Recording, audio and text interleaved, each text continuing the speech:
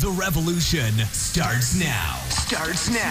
You're about to enter the Real Estate Expert Online Radio Show. The Jake and Cliff Show is on.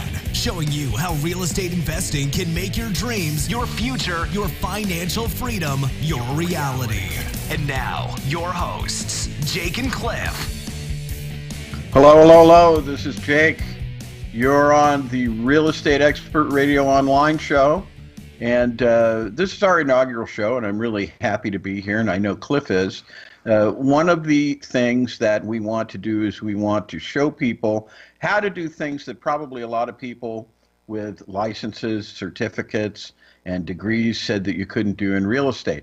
We want to show you how to do that, and we want to show you how to make your own personal financial revolution. Now, one of the things that is important about this show is on this show, we have an actual real live real estate expert. And I'd like to introduce him now, ladies and gentlemen, Cliff Gager. Hey everybody, Cliff Gager here, and I am really excited about this show. We're going to have some great advice, some great real estate strategies that you can use to create your own revolution, your own financial revolution.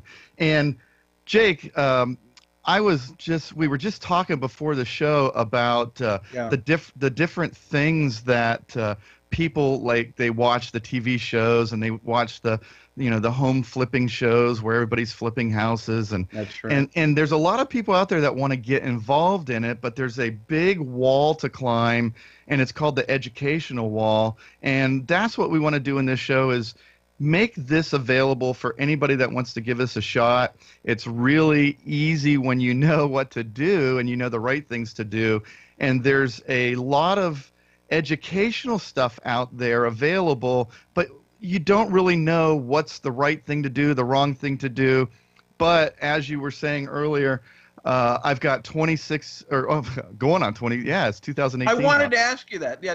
Tell us why are you a real estate expert? Are we just blowing smoke up the listeners' noses and calling it sunshine, or do you actually bring the goods? Tell us about that. No, actually, I've been doing this for 25, and now that it's 2018, I got to start saying almost 26 years. I started in the mortgage business. I worked into helping investors sell their homes, so I was doing their end user finance. So when they would get the house all fixed up and done, I was the guy that did the mortgage for their buyers. Well, so what were kind of the couple of interesting things about that particular situation? One of them was your age, wasn't it? I was very young. I was in my mid-20s, and most of the people that I was doing business with were in their 40s, 50s, 60s, and 70s. Right. And I got told a lot that, geez, I've got clothing older than you. And I'm like, okay, that's irrelevant because I'm here to give you the money to close your and fund your deals. So when I was doing the end user finance, I knew what the requirements were for that house after it being all fixed up. What was the process that house with the mortgage company and the appraisal and the inspections, I knew what was necessary to get that to funding rather.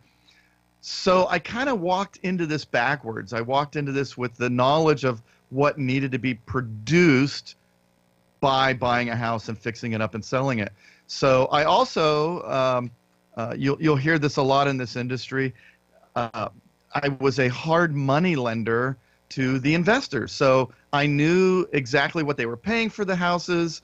I knew what they were doing to the houses as far as construction. And that's kind of my background. I was in the construction business growing up.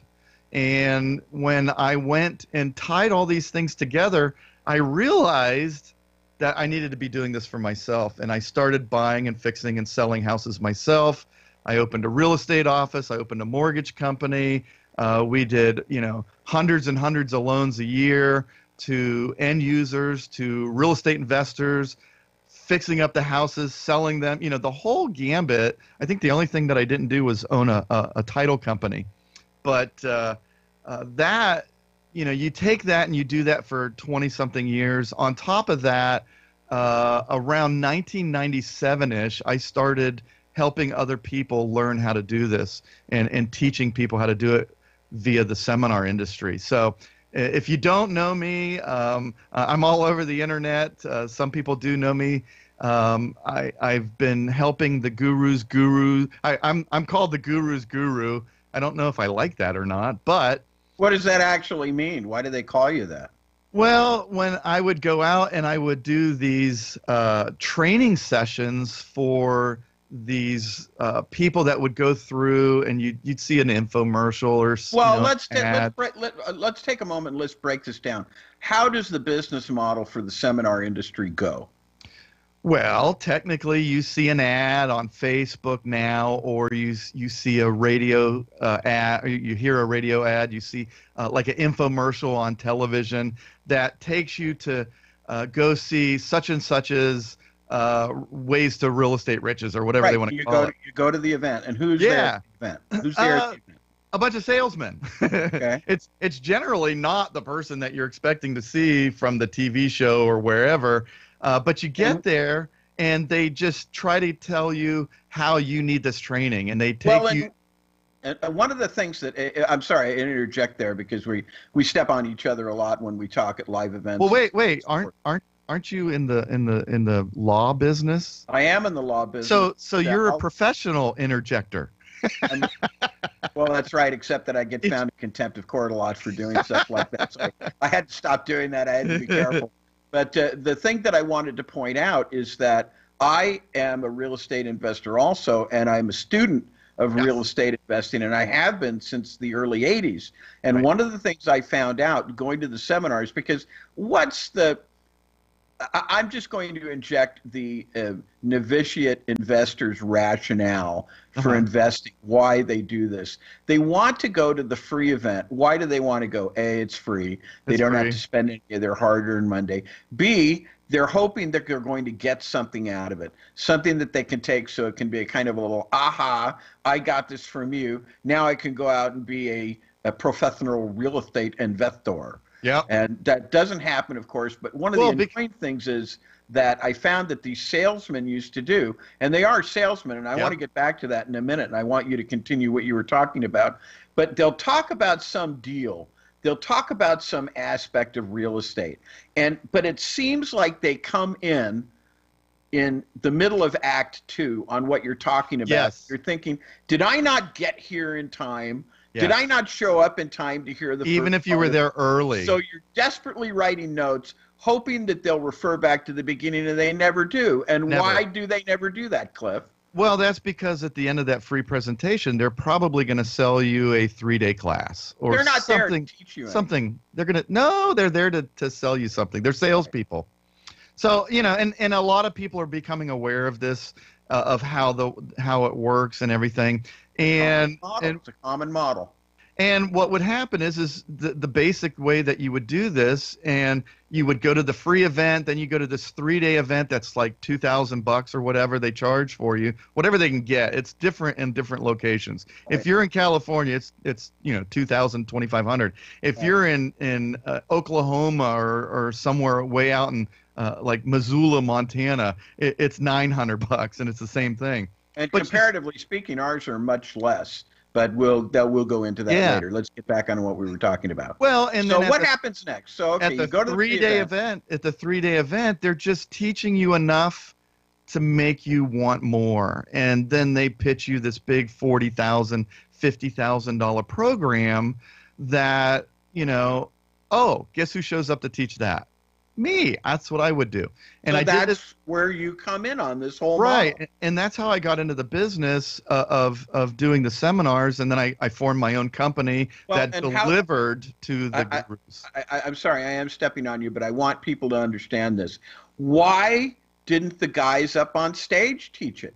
Why did they contact you? Why did they even need you? They sounded pretty good at the 1- and 3-day events, didn't they? Yeah, but they sounded like they looked like they knew what they were talking about, didn't they? Yeah, I'm going to have to start wearing a bulletproof vest now because they have a script. We're not mentioning any names here. We're just talking about a business model. And they have the same thing. They teach the same thing over and over and over. But again, it's enough to pique your interest, to make you want to know more, because they don't teach you how to do it. They tell you a story of someone that did it. And that's a big difference. And if you're out there listening and you've gone to any of these types of real estate trainings, you know that they tell you the story about how, not about how, but about the story. Like, yes, my mentor showed me how I could go out and buy a house, and I went out and bought it. See, they didn't tell you anything. They just said, my mentor showed me. And then I bought the house. They don't tell you how they got the money, right? And I fixed it up and I sold it and I made $200 gazillion. And it reminds me of Las Vegas. And when you're going up the escalator from the ground floor and you're going into the casino, and all along the walls, they have all these pictures of people that won jackpots. You know, this one won 50,000, this one won 100,000. And you get to the top and you realize that they didn't have any of the people, you know, the people like you and I, Jake, that go in there and drop $100 or $200 and didn't get anything. And who assuage ourselves in our minds by saying, oh, it's just for entertainment. Yes. I'm just entertaining myself. I don't care whether I win or lose. Yeah, well, that's not why you play slot machines. But the point is they're not going to tell you about the millions of people that did what we did, which was drop $100 in there. They only tell you about the superstars that made it. And then they don't tell you the distinctive steps, step by step by step, on how to actually go out and do that, you know? Okay, so basically then at the end of that, they've purchased a product, and these are expensive products, aren't they? Very, very expensive. Tens and tens and tens and tens and tens, literally, of thousands of dollars. Yeah, the average right now is $45,000. Then Cliff Gager steps out behind the curtain. Why? Why do you step out behind the curtain? Well, initially it was because I was one of 6 people that worked for this initial company that I worked for. I was the only one that was out there going to be doing this training that had actually flipped a house. The other 5 employees were being trained by me so that they could go out and teach the same class. Well, is this the one where they were actually using one of your examples to flip it, and you just happened to be walking by and you saw that they were using the house that you did the deal on? Is this the one? No. That's even different. But I taught these initial people how to teach the class, and I designed the class and came up with the methodology of how to go through the 3 days of the mentor class. It wasn't even a workshop or anything. It was an actual hands-on, let's go do it. And that's what I did. I taught them how to do that. And after a few months, it became apparent that they didn't want me around anymore. And I could never understand this. And then I'd go work for another seminar company, and I would get them ramped up, and I would get them going, and the sales were going well, and they were bragging about how great I am, and because, you know, now I'm the mentor. And I would literally show up, teach these people how to do it, and a lot of them were able to go out and put deals together. And then all of a sudden it's like, you know, geez, Cliff, we can't have you doing this anymore. We've got some other people in line that are going to be teaching. So, you know, boom, I'm out the door again. And this cycle happened over a 7-year period, and I could never figure it out until one day one of the big CEOs looked at me and said, Cliff, you teach them too good. They go out and they do this stuff. They buy houses, they make money, they make profits, and they never want to buy any of my additional training, because the first thing they say is, oh, I don't need that. Cliff already showed me how to do that. I know how to do this now. Yeah, I know how to do this. And that's not the business model, is it? Right. That's not what they want. And that was a couple years ago, and I realized that, wait a minute, I thought that the objective to do in this business was to pass this knowledge onto these people so they could do and become successful on their own using, you know, I was saying our strategies, but I was realizing that it was my strategies. And then I just realized that we had a different path to go on in the future. And I chose to go on the path to bring this to the people. If anything, if you do just one thing out of our show, you know, and our show's coming on Saturdays at noon. Every Saturday we're going to be here, and we're going to share different things that you can actually use to go out and make yourself better and make your financial situation better. And it's really easy. I always say this in my training. It's really easy to do something if you know how. And if you don't know how, it's really easy to follow an expert that really does know how. And that's kind of where, Jake, I met you at a speaking event, and I was doing my presentation on what I teach and what I give in my training program. And, I'm sure I'm going to speak for you now. Basically, everything that I put up on there was the things that weren't put up there from other people, which is all the missing pieces. I was stunned. Yeah. So, and that's how you and I got together, and your law background, how long did it take you to decide that, oh my God, Cliff is the real deal. He's showing me all the missing pieces? Well, I liked what you do with your honey badger method of presenting a purchase agreement. Yes. I really like that because you're using the law and you're using the contractual terms in order to put your students in control. And that's where you need to be in this business. You don't need to be in a situation where you've got a bunch of people with degrees, certificates, and licenses saying, you can't do that. You have to do it this way. And you quail, and you begin to fear, and you begin to doubt, and you begin to think, the best thing I can do is to follow these guys, because these guys know.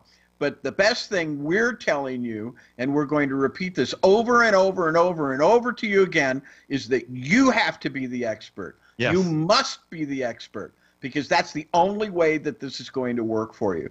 So as I was saying, I have been a student of real estate investing since the early 80s. And I always found that when I purchased a program or something like that, and we could name names, but we're not going to, because that's besides the point, because probably everybody who's listening to us is familiar with this business model, or familiar with the fact that there are seminar companies and out if they're not, if they're not familiar, I hope that what we're doing can make them familiar with it so that they don't go down that path. That's exactly right. We don't want them to follow down that business model. We want you to follow down ours, not and the reason why is because we think ours is better. We just think ours is better. Cliff is the man behind the curtain. He's like the Wizard of Oz. Remember in the Wizard of Oz when the great and mighty Oz and the all-powerful Oz, smoke and lights and song and dance, and then someone happened to look behind the curtain, and there was this comparatively diminutive, normal-looking man just pulling a bunch of levers. That's Cliff. Now Cliff is coming out from behind the curtain. Getting back to what I was talking about, I liked Cliff's concept on submitting the purchase agreement. Cliff would say, and you'll hear him say this, he asks everybody, how many purchase agreements have you submitted, today? And nobody's submitted any. How many of you submitted in the past week? Maybe one guy will put up a hand. How many of you submitted in the past 30 days? Maybe some other people would have put up a hand. But you all know basically nobody's put in anything. They haven't put in anything. To fill in the blank on that, the fill in the blank on that is we were doing a speaking engagement and there was 60 people in the room, and literally I asked them, one of the persons says, wow, that's really interesting, but I don't know if I can do that. So I posed that question. I says, how many in the room have put an offer in today? And nobody raised their hands. I said, how about this week? And I think one, maybe two said they did, and they were the movers and shakers of the group, you could tell. And then most of the people had not put in an offer in over a month, and I think we went into 3 or 4 or 5 months, and they still didn't raise their hands. And I'm like, in order to be a real estate investor, you have to put offers in. In order to put offers in, you have to have a methodology that works. That might not be what the real estate agent thinks works, because, again, you were talking earlier about licensing and whatnot. Just because somebody has a license or a degree or a certification doesn't mean they know what they're doing, especially different options, because a lot of things are taught one way. And this is hard for people to understand because we're all conditioned more or less to respect authority and to respect certain things like education and the results of education, which are certificates, degrees, and licenses. Yes, because I'm looking. I looked up before the show. I looked up statistics on house flipping, And because every time I go and I put an offer in, the real estate agent says, "Oh, you can't do that. You can't make a living flipping houses. That's just on TV, you know." But if you look at real statistics, right now we're at 2002 levels as far as how many people are flipping houses. In 2005 was the peak where everybody was flipping houses. But since then, it dropped. It dropped dramatically because, number one, the market dropped. Number two, all the people that started flipping houses that didn't know what they were doing because, well, and Jake, I apologize, they didn't know. They didn't know what they were doing. Right. And they got into trouble, and I heard and I helped a lot of people get out of really bad deals during those days. But right now, we're poised at the market time equal to 2002. So if we have another run for 2, 3, 4 years, the average income, gross profit on a real estate transaction right now is $62,000-ish, roughly. And if you do, and I tell people this, if you learn how to do this and you do 4 of these transactions per year, which is not a lot, that's $240,000 a year. And I say, do you make that at your job now? And if people would just take that and not try to do what they see on TV where you're flipping 15 houses a month, that's ridiculous. That's a business. That's, doing, and if you want to do that, that's great. But let's start off slow. Let's work into this and move into a situation where you can do this over and over and over and over and over. Right. You have to crawl before you can walk. You have to walk before you can run. Correct. Right, exactly. And getting back to what we were talking about, yeah. I liked the legalistic aspects of it. I liked it because what you did, your methodology seemed, as far as I could see, to put the investor in control. And right. I felt that was very important. And we got to the end of your presentation, and you have a couple of slides in your presentation that you show. And I looked at the list, and it was a list of everything you get because you were selling a product at that time. It was called the 13 Weeks to Real Estate Freedom. Right.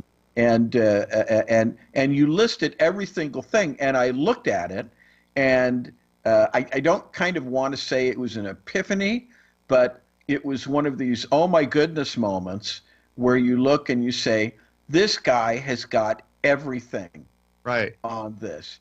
Everything I need, because one of my problems from the early 80s on was that when I wanted to purchase one of these programs, I purchased it and I was all excited about it, and I discovered at the very end that I couldn't get from point A to point B doing what it was that I wanted to do, and that this was a real problem. And it's very discouraging. It's very discouraging for investors out there to spend their hard-earned money trying to obtain their financial freedom, and yet they actually can't. And as a consequence, I found that the situation with Cliff was the most ideal, and I started talking to him. And I said, hey, I'm in law. I told him what kind of real estate investing I was doing, and I won't tell you what that is right now, but it was basically the kind of real estate investing that I had to do because it offered me a way to get from point A to point B in a way that none of the other real estate investing courses did. And I had just found this guy very late in my life who actually provided a course that told you each and every single thing you needed to know. And I was step impressed. by step. And that was the beginning. That was how we started. And that's, see, because again, going back to my mortgage roots, and I don't want this, I hope out there you're listening. I want you to understand I'm not like bragging about my skills or anything. I just want you to understand when you go from your deal and you go backwards, because you're restricted by the lenders. The lenders make the rules because they loan the money to the people that are going to buy your flip or your house. So if you don't understand their rules, you can't start that transaction in a way that's appropriate, that's going to end on, the sale of the house. So when you know how to do it backwards and you explain the step by step by step that leads you to that end result, that's what a lot of people don't understand.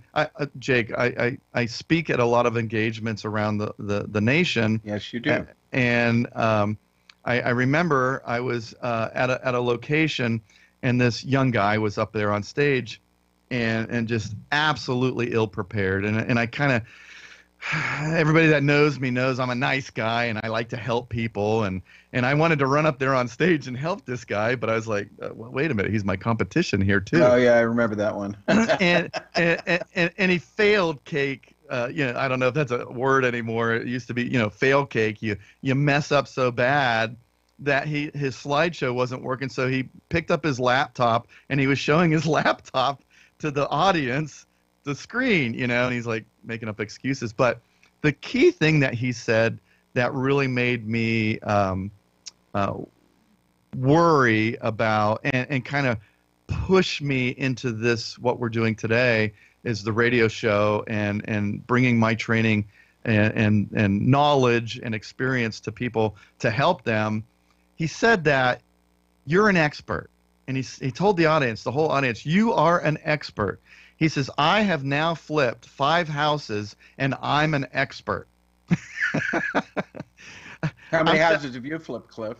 I've been involved in over 1,500 transactions. And back in the good old days of my beginning real estate adventures, I think we did like 248 houses in 3.5 years that we bought, fixed, and sold. And the key to this is the more you do something, the better you get. If you've done 5, you're pretty good. Okay, you've done 5. But you could do one deal that wipes out the profit of all 5 of those, And if you're not careful and you don't know what you're doing, you're not an expert. And so many people in the industry and the related industries all act like they're experts. And so when I say that I'm an expert, I try to differentiate myself from other people, but then I realize they're all trying to tout themselves as experts too. So the expertise comes from experience. And I'm sure that's the Greek subroot of the word, experience, expert. I don't know. Is that Greek or Latin? I don't know. Well, I think you got me. I think that might be a French or a Celt. Yeah. So, because Jake, is in law and he knows all about language and stuff because they manipulate it in law. That's right. So the cool thing is, that's not why I know about language. So about language because in law they had many of our Britanno-American legal concepts come from Roman civil law. Yes. And there was a code. Latin. There was a code, and it was all in Latin. And yes. There once was a time when I began to get into it and began to get going in my own particular practice, when you would have, and this was about 85, this is about 1985, where you would have whole pleadings that were just written in Latin. And the judges would know, and the attorneys would know. And, of course, there has since been quite a trend away from that, but many of the legal concepts are still in Latin. Yeah. If we want to talk about the legal concept of unjust enrichment, you'll often see it in a lawsuit stated as quantum meruit. Yeah, see, and I don't even know what that means. It means as much as he deserves. But it's designed to do that. It's designed to keep me out of the loop and make you look like the expert. And it does. In the courtroom, you're like, oh, my God, he just did a quantum leap. Isn't that what you said? Quantum meruit leap. So, but when you talk – in the beginning of my career, when I would go and I would put these offers in the way that I do today, even today, it's that honey badger method, which we're going to actually, I think we're going to actually do a complete show on that. So it'll be fun. It gives you a ability to talk Latin in front of everybody. Not really, but I mean, as it were. Yeah. And they don't understand what's going on. And by, I don't like to say manipulation, but it kind of is, but it's legal and it's ethical, and it's just it's how you present yourself, how you present your offer in a manner that, well, and it's kind of like a take it or leave it. And the ability of the way that the offer is written shows strength, opposing of the other people that are involved in other parts of the transaction. In other words, a way of actively using a legal written contract against your adversary. Correct. Because this is an adversarial relationship. I mean, we may want to prettify these things up and make it look much more genteel than it is. But when you get right down to it, it's an adversarial relationship. Yes. And the contract is there to dictate and govern the rules as to how the parties will act. Right. And the most important thing, like in tennis, the most important shot you can hit in tennis is your serve, because it's the one you get to completely control. Similarly, in real estate, one of the most important things has got to be submitting the original purchase offer. It is in 99% of the companies that I worked with in the past do not stress on how to do the contract. In fact, I know a lot of times the students would say to me, what contract do I use? And well, I use the realtor's contract, because you're not going to use anybody else's in a real estate a transaction that involves the real estate board. They're only going to use their contract. So if you're using their contract and you say, I want to use my contract, right, you have to. But they don't teach that. They teach, you have to use this one that you print out off the internet. Right. And that ain't going to happen. I'm telling you right now. No matter who you are, and even if you drop $1 billion on the table, you're still going to use their contract. So I learned how to manipulate their contract to make it my contract legally, and it's easy, it's simple, and that's what I teach. So when you do that, that's the beginning of the transaction. If you don't buy it right, you'll never make a profit. Absolutely, positively, 100%, unless, like we could talk about it, Bitcoin. If you would have bought Bitcoin at the right time, you'd be very happy right now. But I think if you buy Bitcoin right now at $20,000 a Bitcoin, I think there's going to 15. Yeah, well, I mean, wasn't it 20,000 like a week ago? It was, and then it crashed, lost 40% of its value. 40% of its value. Come back up a little bit. I'll stick with real estate, guys. I know what the value is going to be, and it's like a slow leak on a bicycle tire. It's not going to crash. It's going to deflate over time. But how do you make $62,000 on a deal if you don't buy it right? You can't, because you can't appreciate the house. And a lot of people teach differently, and that's just not true. So that's kind of why we're doing what we're doing. And so, in other words, what Cliff has done right now, and we haven't even gone into the whole show about doing the purchase agreement, but what he's telling you right now is that not only do you have to understand what to do, but you have to understand why you do what you do and what the underlying reason is behind it.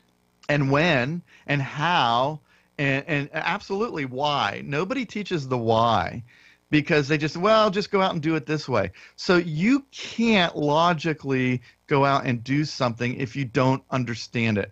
I could install an elevator. I'm sure I could. I have mechanical skills, but I don't understand why this part works over here or that part works over there. And until you do, you really can't. You know what? I got an even better analogy. You go to get your car fixed, and there's a guy that can take the part off and put the new part on.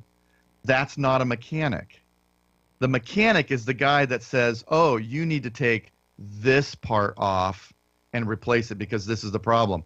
And that's what makes a good mechanic. And just like that in real estate investing, if you don't know what part is the breaking part, or why does the seller want to sell the house, why do they need to sell the house, once you understand the whys, it makes all the other things better. And that's what I teach. I teach the why. And a lot of people don't do that. In fact, I was reading another art. I do a lot of reading and research on the markets. And there's a lawsuit happening right now that's pretty interesting.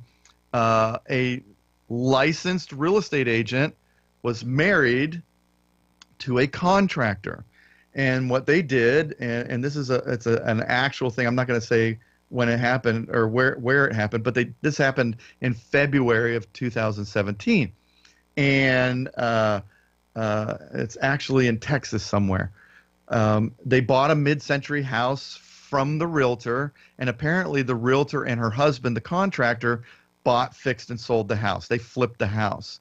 But the problem is now they're being sued because what happened was this professional licensed person lied on the seller disclosure form and said that they did this and they didn't do that. And of course, the things that they said they did do, they didn't. And the things that they said they didn't do, they did, right? One of the things that they did was they said it was like new construction. So you have to be careful on how you word the contract, how you word your marketing and your advertising. You can't say brand new if it's not brand new. And the floors were so bad, they put a roll of tape on the floor by the door, and it literally rolled across to the other wall. So, so, they couldn't get the contractors' names to fix the floor because, number one, they're outside the loop. They don't know who did it because nobody pulled permits. And everybody says, I've heard people in the seminar industry say, yeah, you don't need to pull permits. Well, these people are being sued now because they didn't pull permits. Had they pulled permits, none of this stuff would have happened because it would have been inspected. If it was inspected, it probably wouldn't have passed inspection, and they would have had to fix it correctly to code. Now, what does the people that bought the house, how do they feel? They feel lied to and cheated. And even though if the agent and the husband were licensed professionals and they had their best interest, they did something wrong and they didn't do something the way that it was supposed to do. And I blame that on having lack of knowledge. So the most important thing that I can bring to the table to anybody that's interested is knowledge, the knowledge of what to do, how to do it, when to do it, why to do it. And if you can't answer all those questions, you really shouldn't do it. But if you can't answer those questions and you do want to do it, what do? You have to find somebody that knows the answers. And that's why I'm doing what I'm doing. Oh, by the way, this is a live lawsuit, and it's happening. So I'll be following this. So I'll probably follow it on the show as well. So if you get into this and you want to do this, or let's say with the market the way that it is right now, you want to buy a house for yourself and just move into it. Just taking one of my training courses gives you the knowledge to buy it like a seasoned investor. And if you bought a house $60,000 or $70,000 below market value right now, and you don't plan on flipping it, and you don't plan on moving out, and you plan on keeping it for a long time, it's kind of like making that money right now if you buy it below market value, and that's very possible. And there's people that are doing it because, again, going back to what we said before, people will tell you, oh, no, you can't do this. You can't do this. You can't do this. You can't do that. You can't. You're going to insult the seller. So what? Let's insult the seller. If I can save 60, 70 grand on a house, do you really care if you insult the seller with your offer? It's just a piece of paper. It's not like the paper reaches out and an arm comes out of the paper and smacks them. That doesn't happen, you know? So when you look at the abilities that are available today with knowledge, that's what you want. You want that knowledge. You want that experience. And there's others out there touting knowledge and experience, but they don't have 25 years of experience. Like that kid on stage. He's flipped 5 houses. You can't tell somebody they're going to be an expert because there's something that somebody's going to ask you that you don't know the answer to if you flip 5 houses. I guarantee that. And even 50 houses, you're still at a position where, you know, you still haven't seen a lot.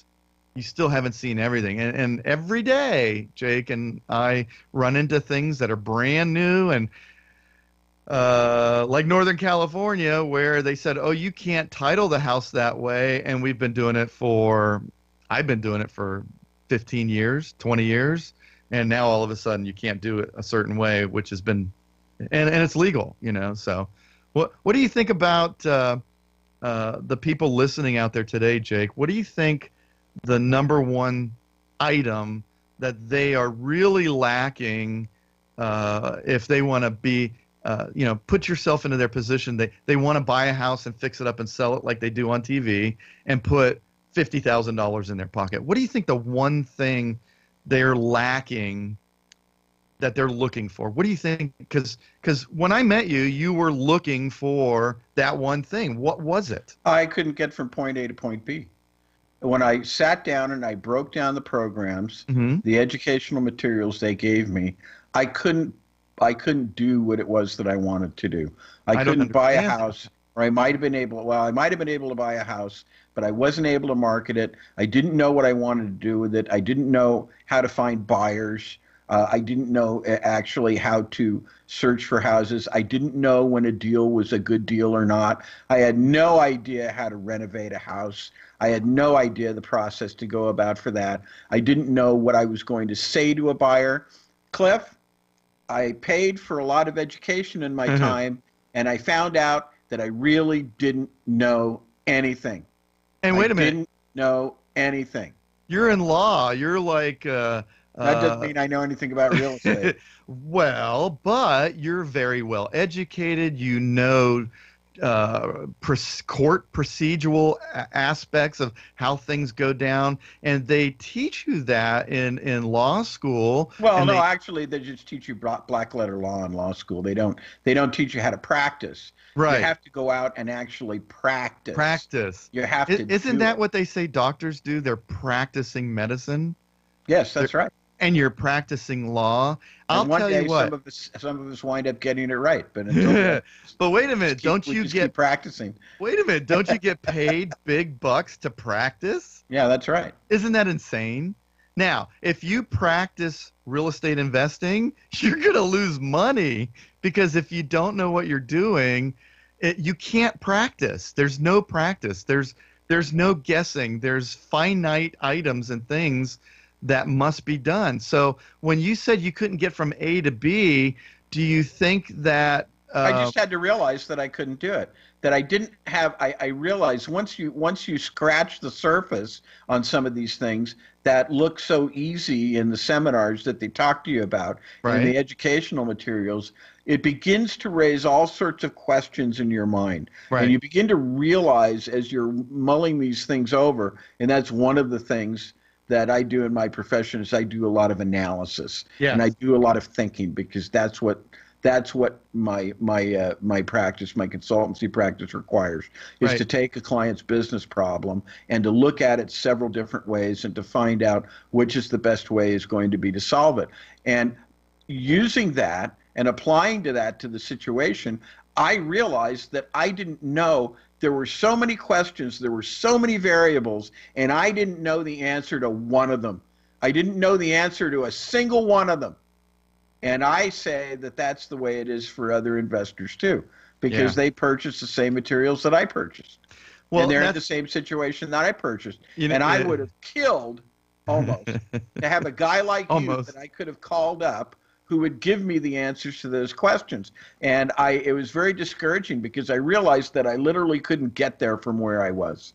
I'd spent all this time, I'd spent all this money, I devoted all this energy to it, and I couldn't get there. I just couldn't get there. It's funny that you say it that way. I going back into the late 90s when I first got into this business of doing the training and the teaching, there was a gentleman that I became friends with. I worked with him and traveled with him, and he was a good guy, and he was an accountant. And he would always teach this one methodology. He did the previews, the sales events where they sold the $40,000 program. And the interesting thing is he had this routine that he went through. He did the same thing week after week after week. But this one part of it was, and I forget what he called it. It was some crazy thing, but he talked about how he bought this house and how much money it was and how much he had to put into it and all of this stuff. And he would talk for about 15, 20 minutes. Now, I'm pretty smart, and I know numbers really well, and I especially know numbers when it pertains to real estate and a deal and structure and all of that stuff. And I would sit there and I would listen to this guy go over this routine over and over and over. And at the end, he's like, see, and that's how you do it. And that's just, now you can go out and do the same thing. I had no idea what he was talking about. I had no clue what he was saying. And for, I'd say about 2 years, I heard him do this thing over and over. And finally, I came to him and I says, I almost said his name. I says, hey, this doesn't work. I've done the math over and over and over, and what you're saying is supposed to be the outcome isn't. And he says, well, then it sounds like you need to buy the training. And that's the model. And dude, that's the model right there. The numbers didn't work. You couldn't get from A to B, like you said. And I could never figure out I just thought, well, geez, Cliff is dumb. He can't figure this super simple deal out. But the math never worked. And it was actually, he wrote it that way. He wrote it so that it didn't work. So you felt confused and you had to buy the training. And that's scary, dude. That is just, I mean, I could tell you horror stories about real estate that, people just got into deals and they didn't know what to do, but they didn't do it on purpose. You don't go in there and screw yourself on a deal on purpose. It's because you had bad advice. It's because you didn't know what you were doing. It's because it's something new and you haven't experienced it yet. And, you go back to riding a bike. The more you ride a bicycle, if I got on a unicycle right now, I would fall over. But I'm sure if I practice and practice and practice, like attorneys and doctors, after 5 or 6 years, I'd probably be able to ride a unicorn. A unicorn. What? A unicycle. That'd be something you're riding around on a unicorn. Yes, yeah. Well, and I mean, we're coming towards the time when we have less time than we did when we started, and that means the show is winding down a little bit. But the underlying philosophy of this show and what we will be doing each week here is we will be showing you how we can do that for you. We'll be showing you what a real, actual, live, honest-to-goodness real estate expert with 25, now 26 years of experience in 2018 can do for you, how he can answer the questions for you, how we can show you the ways to structure your business, how we can show you the ways to structure your deals so that you make money. Because, for example, Cliff, where do you make your money on your deal? Do you make it when you sell? You make it when you buy it. You realize your profits when you sell it. Yep. And as a consequence, you have to know what your exit strategy is before you even submit the purchase agreement. Before you even look at the house. If you don't know, yes. Yeah. You have to be able to analyze it. You have to know if it's a deal or not. And if you can, and that's one of the questions I had. How do I know if this deal is a deal?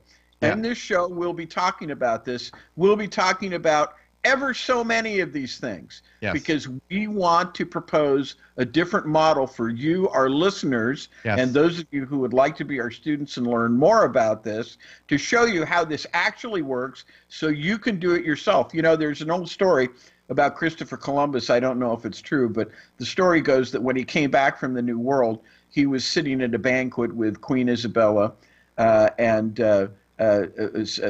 he proposed the question. At these banquets is a big table and everybody's gathered around and they're mostly always paying attention to the king and the queen, Ferdinand and Isabella. But sometimes when a notable like Christopher Columbus arrives, they're paying attention to him. And he asked everybody assembled, and you've got to consider that there are quite a few people at this banquet, whether they could make an egg stand on its head. And everybody tried and they failed. And long story short, what he did was he took the egg and he cracked it on its end. And when he cracked it on its end, not so that it would break, just so it would form a kind of a pedestal. The egg stood on its end, and everybody had to admit that he had done it. And the thing that he said is the thing that we would want to leave with you in the closing moments of this show for you to remember, so that you come back to us and come back to it again. Because when he showed them how to do it, there was nothing easier than to follow it. And isn't that the way this is, Cliff? Is real estate investing rocket science? Yep. No, and that's what we're going to yep, do. It is. Wait a minute. No. I want my money back. No, we're going to wrap up the show now, and we're getting towards the end. So, stay tuned with us next week. Come and listen to us. We're going to start sharing our strategies that you can use, sharing the abilities that we have, and if you have any questions, we're going to give you our phone number here at the end of the show. If you have real estate questions or concerns of deals that you're doing right now, or you want to learn more, go ahead and just call the 800 number. That is going to lead you directly to us, and we'll call you back, and we'll help you, and we'll get this thing working. And, just like Christopher Columbus, if you know how to do that, I would have boiled the egg. That's what I would have done, and then cracked it and done it that way. But still, that's what you have to have. You have to have this knowledge. You have to know what you're doing. So okay, so give them the 1-800 number, Cliff, so they know. They don't dial just 1-800 number and say, hey, I can't get a hold of this guy. It's coming at the end of the show, so just listen. Oh, okay. Listen to the end of the show. All right. Yeah, we're coming up there, and as soon as that happens, we'll be off until next Saturday. And next Saturday, it's going to be a brand new show. We're going to talk about new events. We're going to talk about new things, and we'll just get this thing going so that you can go out there, buy houses, fix them up, sell them, rent them, wholesale them, flip them, whatever you want to do. We're going to give you the tools that are going to let you do that. Goodbye, everybody.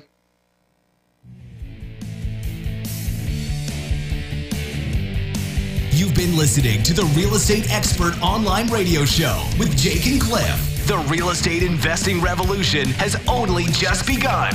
Want more information on your own personal revolution? Go to realestateexpertonline.com or call 1-800-396-1501.